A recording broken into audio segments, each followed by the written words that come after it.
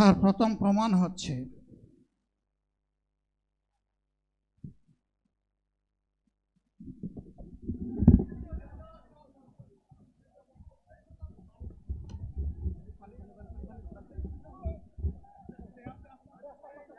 আপনারা অবস্থান করুন যার যার জায়গায়। আপনাদের সবকিছু দেখার কেউ জায়গা স্থান পরিবর্তন করবেন না, সবাই জায়গায় থাকেন। সবাই তার নিজ নিজ জায়গায় অবস্থান গ্রহণ করেন।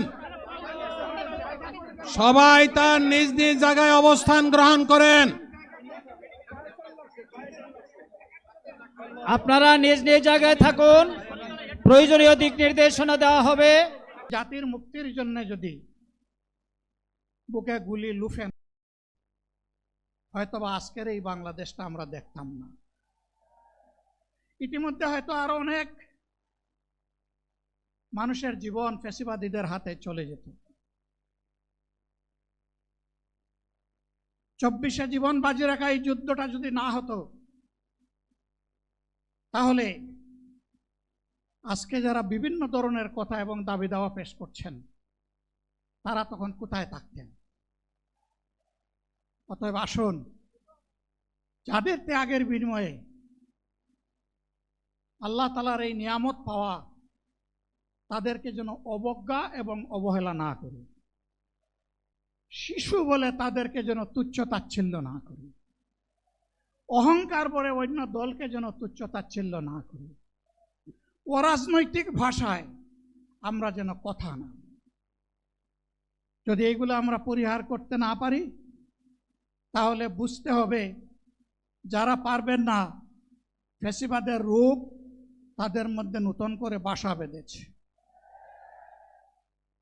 আমরা আশা করব আমরা এগুলা করব না, কেউ এগুলা করবে না, বরঞ্চ রাজনৈতিক শিষ্টাচার রক্ষা করে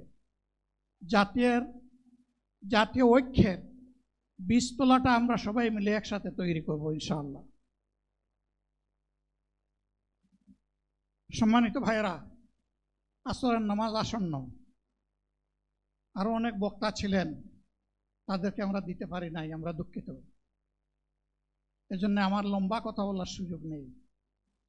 যারা এখানে কথা বলেছেন, তারা আমার মনের কথাগুলোই তুলে ধরেছেন। আমি শুধু বলতে চাই, আগামীর বাংলাদেশটা কেমন হবে? আমি বলি আরেকটা লড়াই হবে ইনশাআল্লাহ। একটা লড়াই হয়েছে ফ্যাসিবাদের বিরুদ্ধে, আরেকটা লড়াই হবে দুর্নীতির বিরুদ্ধে ইনশাআল্লাহ। এই দুর্নীতির মূল উৎপাটন করার জন্য যা দরকার, আমরা তারুণ্য এবং যৌবনের শক্তিকে একত্রিত করে সেই লড়াইয়েও ইনশাআল্লাহ আমি জয়লাভ করব। প্রিয় ভাইয়েরা, জামাতে ইসলামী যে দুর্নীতিমুক্ত সমাজ গড়বে, তার প্রমাণ কি?